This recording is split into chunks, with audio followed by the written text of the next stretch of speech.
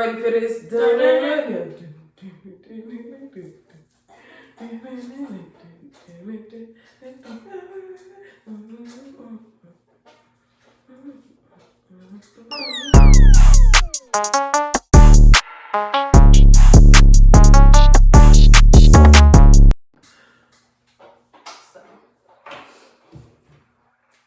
Hey guys, welcome to our channel. It's Ashley.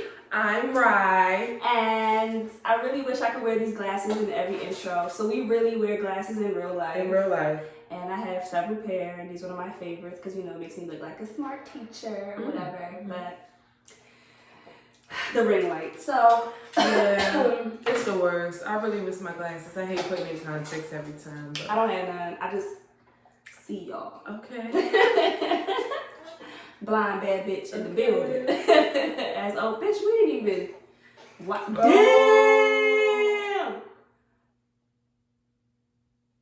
Damn. What you doing? Okay, I made my ties, and damn, that was a the cheer. bomb. Okay, well, cheers anyway. It was bomb. I don't know what you're doing. Ooh. Right? Oh my god. Right? I was expecting something strong. I put a lot of. It's good. Fucked up. Yeah. I put a lot of alcohol. It's good though. All right. I do not have COVID. I do not have COVID. Today, top 5 reads that you should read during quarantine, which you get top 10 because it's top 5 for each of us. So double trouble, okay? So it's going down. Bonus. This is like a 50% off sale. Right now. All right? So, top 5 books to read. Go ahead. So the first book that I really love is called Dread Nation by Justina Ireland. And it's a fantasy zombie novel, and it's set in the times of the Civil War. So it's a black girl on the front cover, and that's what I love about it. First of all, it's a black girl. She has a long braid down her back, and she has this like huge curved knife that she's like hiding behind her back. And there's like an American flag on the side. So it's a really nice, you'll put like a bing right here of the book. But anyway, so the Civil War was set aside to overcome, in this novel, the Civil War was set aside to overcome one common enemy, which was the dead. So racism is still alive and well, and black women are groomed to be attendants, which are people who protect white people from getting eaten by zombies, pretty much. Shit sound like him. So, it's good. So, Jane McKean is smart and witty, a witty main character. I have laughed so loud in this book. I have cried. It took me through so many emotions. It's such an amazing book. So, Wayward Pines is a trilogy about, first of all, if you like post-apocalyptic books, dystopias, or like crime shit, like Criminal Minds or whatever, mystery, all that. It's like all of that in one. So Wayward Pines is a 3-book series by Blake Couch. Follows a detective who wakes up randomly in this town, Wayward Pines, and has no fucking idea how he got there, okay? And he figures out basically that he's like trapped in this place that you cannot get out of, okay? Because the rest of the world is like completely desolate and completely fucked. And so he's like in this small town where everyone's acting as if this is the norm, and it's not. He has to figure out what the fuck is going on, who he is, how he ended up here, and it's a page turner until the very end. So the show was good for season 1, horrible for season 2. You can watch season 1, don't watch season 2, and read the book because the book's always better. So my second one is Long Way Down by Jason Reynolds, and it's another young adult book. And first of all, I stand anything Jason Reynolds writes. I'll read his grocery lists, okay? Anything he writes, you cannot go wrong with the Jason Reynolds books. The main character is descending in an elevator, and he's making a choice whether or not to go avenge his brother's death. His older brother gets shot and killed, and in the elevator he gets visited by literal ghosts of his past while he's making this decision. A great novel. It's a quick read if you're really into something quick. It's definitely not light, but it is It is gripping. This is not light. Okay.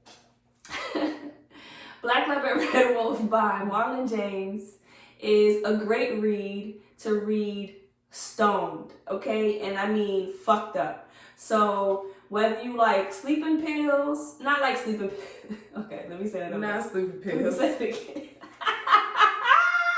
If you're trying to go to bed, my nigga, this is the book for you. Listen, I read this book in Ghana, like from my trip in Ghana, to and from on the plane or whatever, and a lot of nights when I was fucked up or like, you know, tipsy or whatever, and it was a good read. So I suggest reading this book off some wine, weed, you know, whatever gets you a little buzz. Get your little buzz, get your book, get your corner, and read. Because this book will take you on a fantastic, beautiful, painted picture of a watercolor African storytelling journey, okay? It is beautifully written. And it's just like, you don't even, if you're like a reader like me, where you like to analyze what's gonna happen next and try to figure things out ahead, this is kind of like really relaxing on the brain, because you realize quickly that no matter what you're gonna try to guess, it's not gonna happen. So just go with the flow. An African assassin, pretty much, and his relationship with the world while he's finding himself, but also being a badass and trying to rescue a child king. So, on top of the fact that it's a good plot, good story, it's also very well written and is something you need to read high. Okay? Trust me. So, The Knife of Never Letting Go by Patrick Ness. Who? And this is probably, I read it on a whim. I'm a librarian, so I read it on a whim when I was walking down the stacks in one of my first jobs, and it had this jagged like font on the spine, and I was like, what is, you know, the title was so weird. So I grabbed it, read it, and it's amazing. It's a novel. Of course, it's a young adult book, so if you're not into young adult shit, just don't listen to anything she says. She loves. Oh yes, this is a young adult novel about a boy named Todd. And he is raised in a place. Not Todd. Hey Todd. He is raised in a place where the men, there's no women, so all of the men can hear each other's thoughts. So while he's out with his dog, he stumbles upon a girl. He's never met a girl in his life. Oh shit. And he also can't hear her thoughts. Yeah, okay. So he's trying to figure out who this girl is, where she came from, and why he can't hear her thoughts. And it's an amazing book. It takes you on a crazy adventure across lands to take her back home to where she comes from. So Todd learns so many things about himself, where he comes from, where this disease started, where he can hear all the men's thoughts. And there's someone that comes after him because he starts to figure things out. Oh, what's the one from the dollar store you read? I don't know. I can't remember the name of it, but that shit's so good. Ooh, that shit's so good. That shit was so good. It was so dry. I mean, juicy. Okay. Period. The Girl Who Drank the Moon is about a town that believes there's a witch living in their forest, and so every year they leave a baby out, okay, as an offering. And whose baby? Just any baby. They pick any family in the town, and they are the family that has to sacrifice their baby every year for the protection against this witch. Absolutely not. However, the witch actually takes the babies and thinks they're abandoning the babies, and takes the babies and sends them and drops them off, feeds them, and then drops them off at another town where they're raised. So there's another town over that has so many kids, and it's bountiful with kids, and they're happy, and they're running around or whatever, because this witch just drops off babies every year. So now, one year she accidentally feeds one of the babies a part of the moon, okay? And because she's a witch, remember? So she's like feeding them from the universe, right? And so she feeds this baby the moon, and this baby now has magical powers. So this girl is growing up and getting stronger and stronger because she kept her, and she's teaching her, you know, how to become a woman, and she basically ends up being the pinnacle of what may be disaster or greatness for both towns. Wow. So wow, it's a book to be read, and it has swamp animals and baby dinosaurs and dragons, that and just it's sound crazy. It's like kind of like Moana, like Moana in the beginning, where she's like little and getting into trouble, and then like evolving into like a 13-year-old girl who is now like very, very magical and powerful. Okay. Okay. Well, my next one is going to be a super throwback.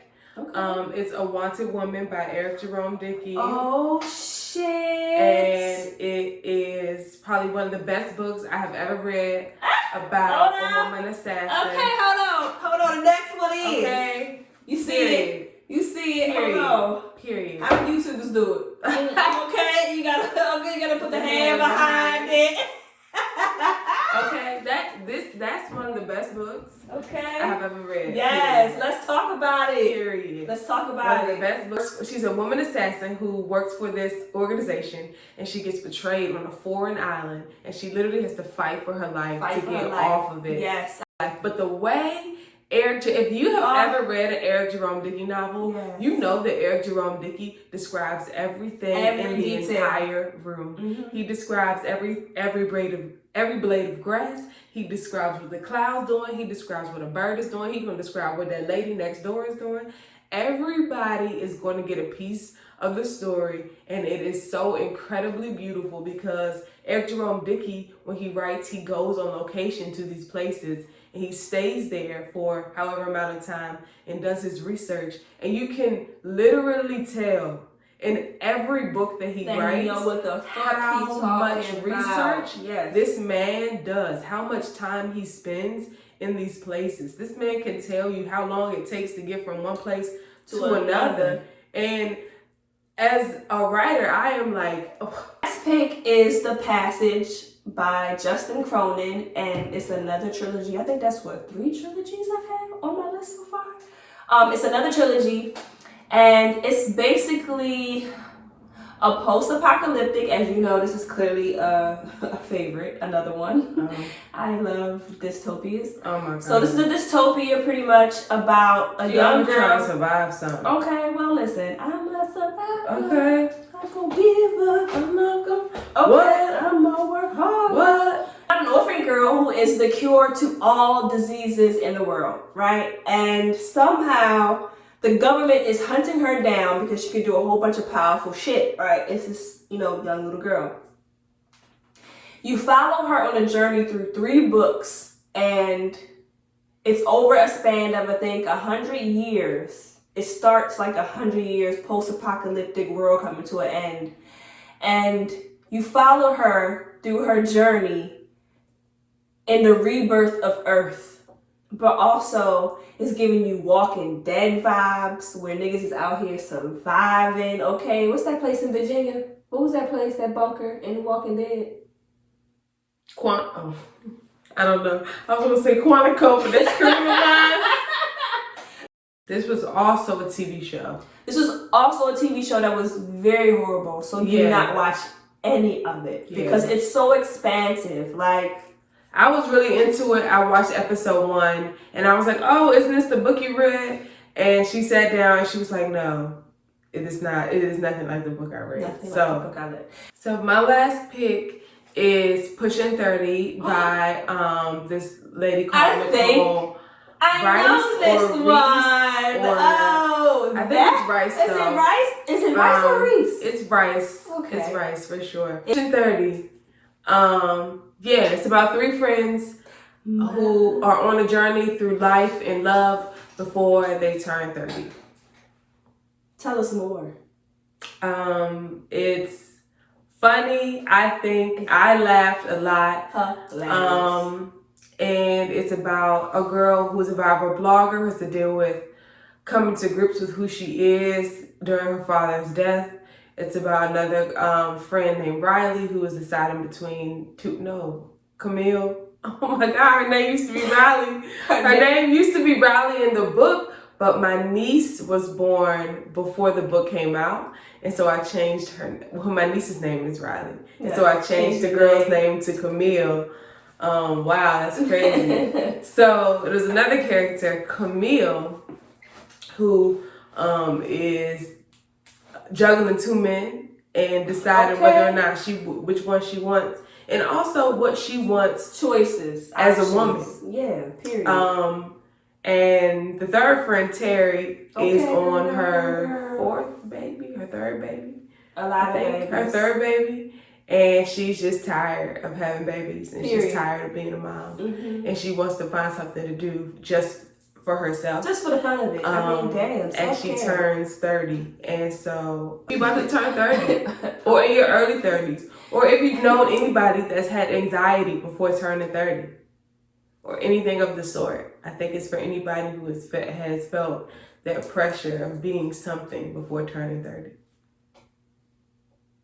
Deep shit. Yeah. Your last book. The Cross. I missed it completely. Last book. Okay, holy water.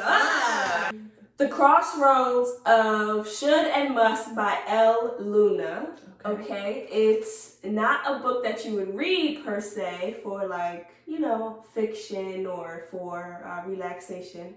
It's more of a self-help book. Okay. So my last read is a book for people that's looking to find their purpose or their calling or their next step in life. It gives you prompts to do with the people around you to figure out what your must and your should are. So a lot of times you grow up with the expectations that we should do X, Y, and Z. Mm-hmm. So it's about identifying the things in your life that are pretty much inherited by the way you were raised or your behavior patterns, and what your must is, which is what your core value and passions are. So it's things for if it gives you prompts like writing your obituary, what would you want to be said in it?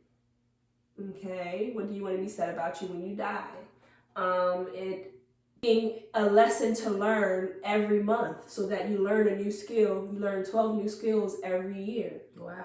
So it's basically finding your should and your must and your passion and your purpose in life and combining all of those things. And if you're lost, I promise you, no matter what you've done, no matter how many things you've read, no matter how many things you've looked up, you feel exhausted with trying to figure out what the fuck you're supposed to do, this book helps. I promise it does. Okay. And as a bonus, if you want to know how to fix your finances, you have to get Rich Bitch by Necole Lampin.